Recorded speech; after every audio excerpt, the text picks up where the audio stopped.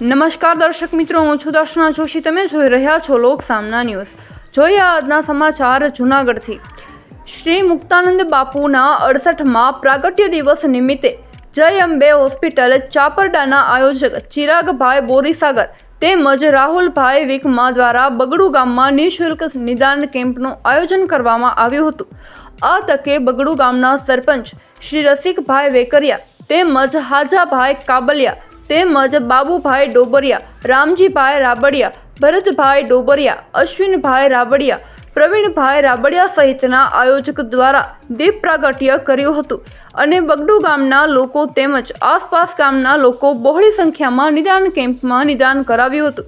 આ કેમ્પમાં અંબે હોસ્પિટલના ડૉક્ટર કેતન બોરખતરિયા સાહેબના ડૉક્ટર પિયુબેન વરમોડા, ડૉક્ટર અવનીબેન મોરી, ડૉક્ટર પ્રિયાંક કળથિયા સાહેબ, ડૉક્ટર જે અઘેરા સાહેબ, ડૉક્ટર હર્ષ ગજેરા સાહેબ આ નિદાન કેમ્પમાં હાજર રહ્યા હતા.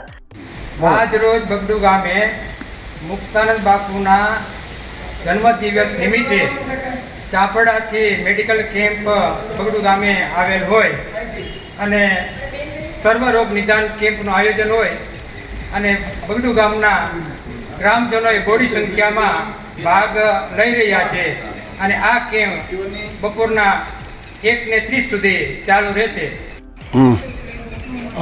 મારું નામ રાહુલ વિકમા છે અને હું કેમ્પ ડાયરેક્ટર તરીકેની ફરજ બજાવું છું જયંબે હોસ્પિટલની અંદર. અને આજ રોજના પૂજ્ય મુક્તાનજી બાપુ સ્થાપિત જયંબે હોસ્પિટલ દ્વારા બગડુ ગામે સર્વરોગ નિદાન કેમ્પનું આયોજન કરવામાં આવ્યું છે.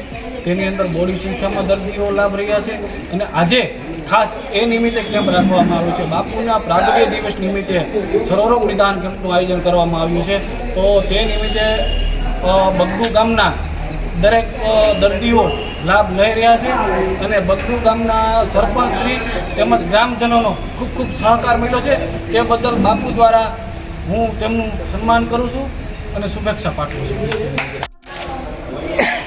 બાપુના ઘણાય સેવા યજ્ઞ ચાલુ આવા દર્દી ભવ અને કોઈ નિરાધાર લોકોની ખૂબ સારો યજ્ઞ ચાલી રહ્યા છે. તો એમની અંદર બાપુની બીજી એક સેવા થઈ રહેલી છે ગામજનોની અંદર કે જે નિરાધાર લોકો હોય, જેની આગળ પાછળ કોઈ ન હોય, જે રસોઈ બનાવી ન શકતા હોય, એવી 60-65 વર્ષની ઉંમરના લોકો હોય તેને આપણે ઘર બેઠા ટિફિન પુગાડવાની વ્યવસ્થા પણ બાપુની ચાલુ કરવામાં આવેલ છે. તો તેનો પણ લાભ લેવા નમ્ર વિનંતી છે બગડુ ગામના લોકોને. તો ફરી મળીશું એક નવા સમાચાર સાથે. ત્યાં સુધી જોતા રહો લોક સામના ન્યૂઝ.